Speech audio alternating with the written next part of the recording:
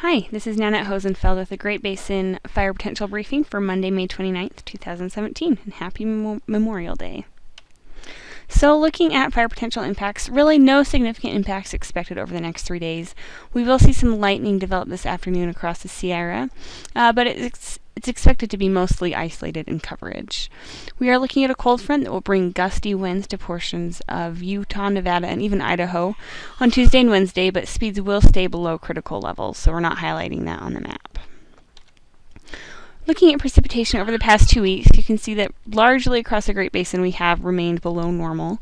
The precipitation that has fallen has been mainly across the northern part of the Great Basin, but a bit drier than normal over the past 2 weeks.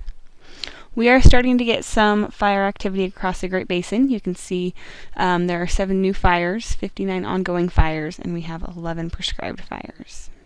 Our ERCs are starting to trend upwards across the Great Basin. You can see, as you'd expect, they are starting to move into the yellows across the south, but still largely green across the northern part of the Great Basin. The satellite this morning shows a system off the Pacific coast, and that will move into the Great Basin over the next few days, impacting our weather. So today, high pressure across the Great Basin, pretty quiet conditions. Looking at the fire potential, it is green across the majority of the Great Basin, with some yellows across the far south where we have begun to dry. Looking in more detail at the weather for this afternoon, again there is a potential for some thunderstorms to develop across the Sierras this afternoon and also across the Uintas. Winds will be quite light this afternoon, as you can see from the forecast map on the right.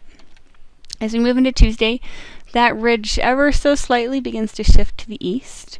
That will allow an increased chance of storm development across eastern Utah. And we will start to see gusty winds across the Great Basin. You can see those higher wind speeds here on the map across western Nevada.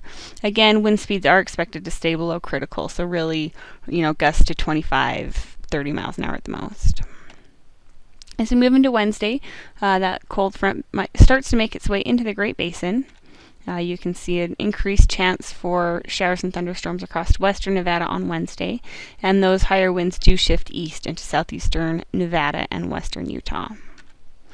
The 3-day precipitation accumulation forecast really is focused across western Nevada as we start to see that cold front move into that area in the 3-day period.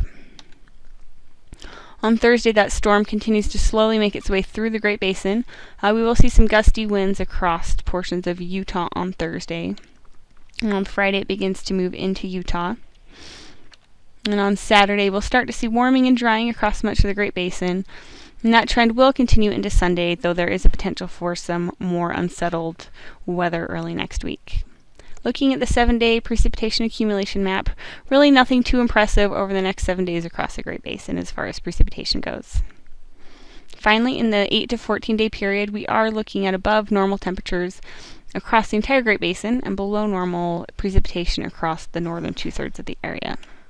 So that's it. If you have any questions, please feel free to contact us. Our information is on the screen, and you can also find us on Twitter. Thanks.